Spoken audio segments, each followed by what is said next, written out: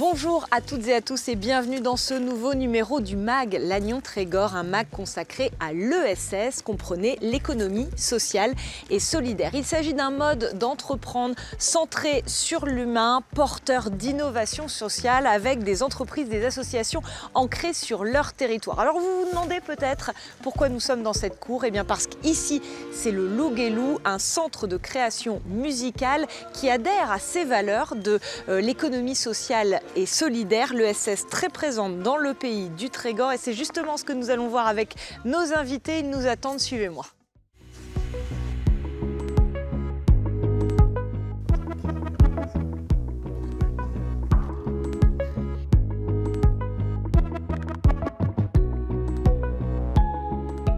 Pierre Ionique, Ludovic Lostis, vous avez remplacé les artistes et je vous rassure, je ne vais pas vous demander de chanter. On va parler ensemble d'ESS, d'économie sociale et solidaire. J'ai donné quelques éléments en introduction, mais j'aimerais bien qu'on vienne avec vous sur la définition et peut-être les valeurs qui caractérisent cette économie, Pierre Ionique.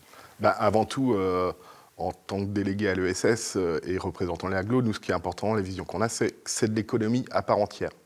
Par contre, elle a une philosophie complètement pas forcément complètement différente, mais différente parce que l'humain est au centre, la participation est collective et surtout la gouvernance est collective. Évidemment, l'entreprise doit être rentable, mais que ce n'est pas l'objectif premier et surtout, les produits de cette rentabilité doivent rester au sein de l'entreprise. Ouais, et sur le territoire, Ludovic, pour compléter cette définition ?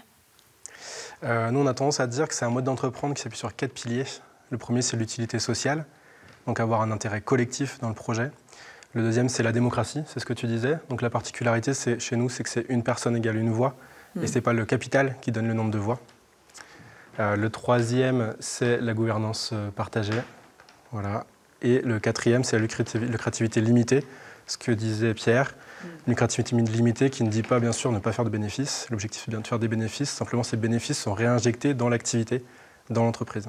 L'ADES, l'Association pour le développement de l'économie sociale et solidaire, est un acteur incontournable. Vous êtes aussi un observatoire de ce qui se passe de cette économie sur le territoire. Justement, quel poids elle a, cette ESS dans le Trégor ? Alors, on est un observatoire, mais pas que. On fait aussi de l'accompagnement de structures de l'ESS, de la création d'entreprises jusqu'à la pérennisation de l'entreprise. Mais pour répondre à votre question, donc l'économie sociale et solidaire sur le territoire, on est à près de 3000 emplois, plus de 350 établissements donc, qui ont leur siège sur ce territoire. Et ça représente un peu moins de 12% des emplois du territoire. Pierre Ionique, il y a une culture de l'ESS dans le territoire du Trégor. Comment on explique que le territoire soit un peu moteur en la matière ? C'est historique, vous me disiez. Le Trégor, avant le développement de la technologie à Lannion, était un territoire pauvre et il fallait travailler ensemble.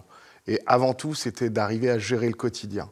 Donc, c'était ensemble, on y arrive, tout seul, on n'y arrive pas. On parlait de présence historique, et bien c'est le cas d'une entreprise qui fête cette année ses 40 ans d'existence. Il s'agit d'Emeraude ID, une entreprise, un petit centre de formation pour personnes en situation de handicap qui au départ n'était composé que d'une dizaine de salariés et qui aujourd'hui est un acteur incontournable de l'économie sociale et solidaire dans le Trégor. Sa mission principale, c'est donc de créer de l'emploi, toujours pour les personnes en situation de handicap. Regardez ce reportage signé Anne Burlot. Près de 300 personnes travaillent au sein d'Emeraude ID, dont 2 personnes sur 3 en situation de handicap psychique ou physique. Denis a intégré l'entreprise il y a 5 ans, suite à des problèmes de vue. Les horaires sont déjà plus adaptés, le travail est moins intensif qu'en restauration traditionnelle, donc il y a moins d'heures debout, moins de pression aussi, moins de stress, moins physique par rapport à ma santé en fait. Donc ça correspondait bien à ce que je recherchais en fait. Christelle a quant à elle été embauchée en CDI il y a 1 an. Ici, j'ai un salaire complet et je n'ai pas de frais de transport ni d'entretien du véhicule pour ma part. Depuis que je suis arrivée ici, j'ai évolué, je me sens plus sûre de moi. Et le fait d'avoir des collègues et de ne pas travailler seule, c'est très important pour moi.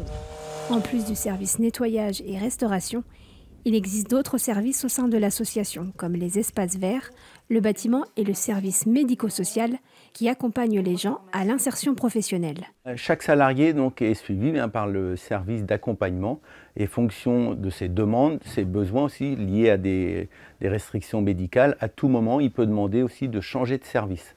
Une personne du restaurant peut arriver, c'est le cas, aux espaces verts. Une personne du service propreté peut arriver au restaurant, vice-versa. Et ça tout au long de sa carrière. L'atelier menuiserie est celui qui recrute le plus. Le produit phare aujourd'hui, c'est le composteur, qui est lié bien sûr à la réglementation qui a été mise en vigueur au 1er janvier 2024. Donc là, les commandes ont, je dirais, explosé. Il y a encore 5 ou 6 ans, on était à peu près 30 personnes sur ce site derrière. Aujourd'hui, on est passé à 60 pour répondre à la demande.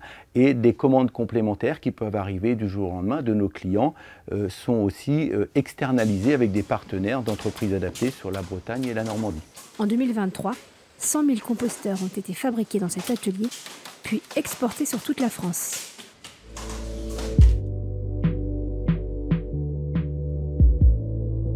Messieurs, donc Emeraude Idées, c'est une entreprise un peu historique, on l'a compris, emblématique du territoire. C'est une entreprise d'insertion, mais l'ESS, ça ne se cantonne pas à ce type d'activité d'insertion.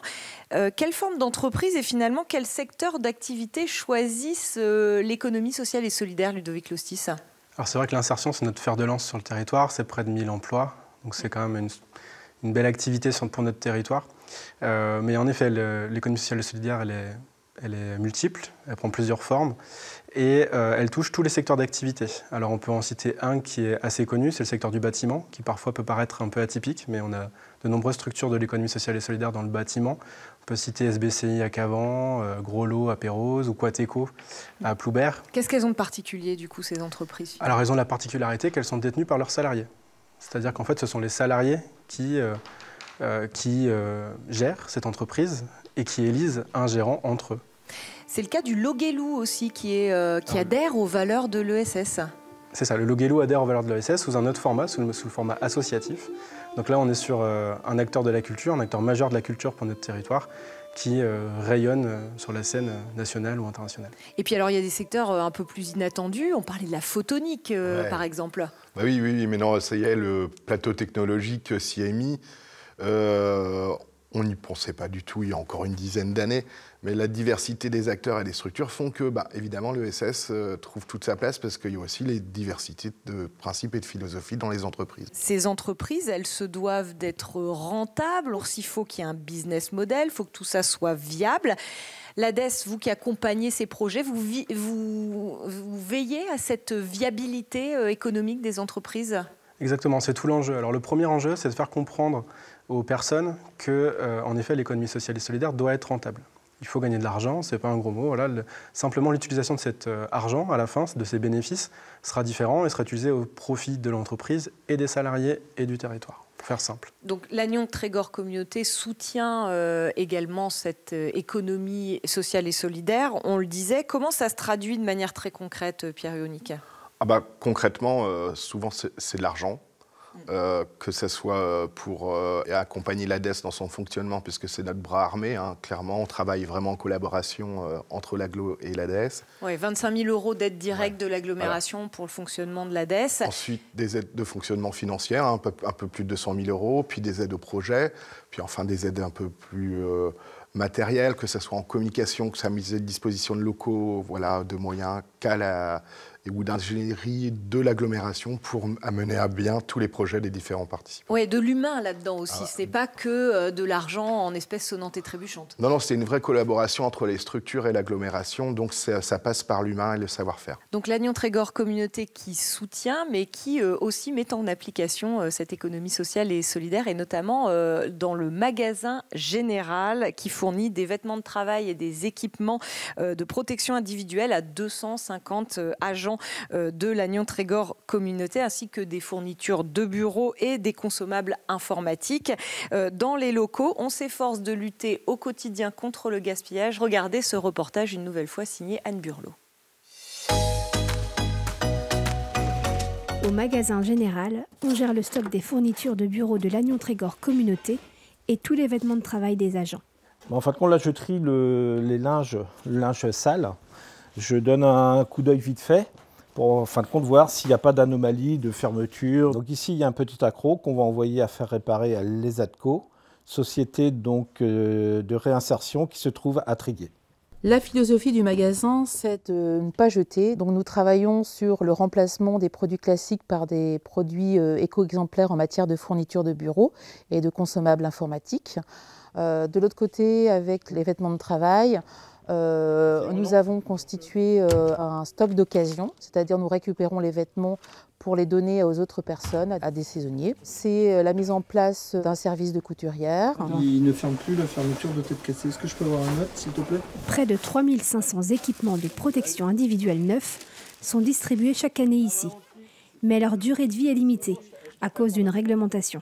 Légalement, les vêtements ne doivent pas être lavés plus de 25 à 50 fois en fonction du vêtement et après doivent être jetés au rebut. Nous réfléchissons à des solutions alternatives de recyclage des vêtements et pour ce faire, nous avons lancé une première expérimentation d'upcycling des vêtements de travail en sacs de lavage de linge. C'est à Pabu, chez Dolmen Manufacture, que certains vieux vêtements de travail retrouvent une deuxième vie. À partir de 2 pantalons comme cela, on peut faire un sac de linge comme ceci. Le bénéfice de l'expérimentation est à la fois d'éviter d'utiliser des sacs jetables pour le transport du linge jusqu'à la blanchisserie et d'éviter d'incinérer des vêtements réformés en justement les transformant, en les recyclant en sacs de transport de vêtements. L'expérimentation est pour l'instant concluante et le magasin général réfléchit à d'autres pistes de recyclage des EPI et des chaussures usagées.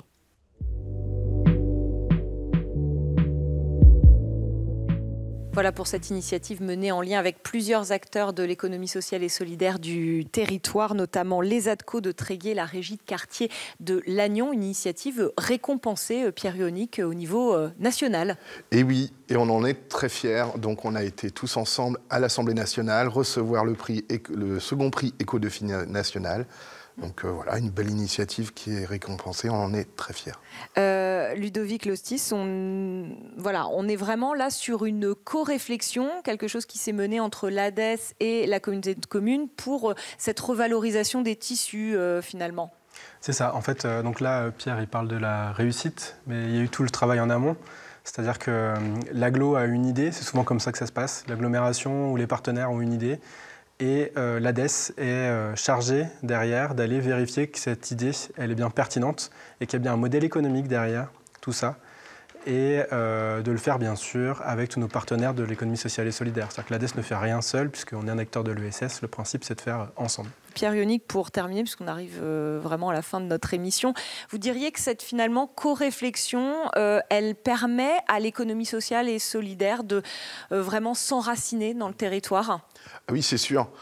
On travaille avec Ludovic et toute son équipe, on travaille vraiment ensemble, et d'autres acteurs qui sont plus concrets. Sans ce côté pragmatique, concret et cette vision économique que nous apporte aussi l'ADES dans la réflexion, on ne pourrait pas développer tout ça et ça ne serait pas viable. Merci à tous les deux de nous avoir expliqué de quoi ils retournaient sur ce territoire en matière d'ESS. Nous, on se retrouve très bientôt pour un nouveau numéro du MAG Lannion Trégor. À bientôt.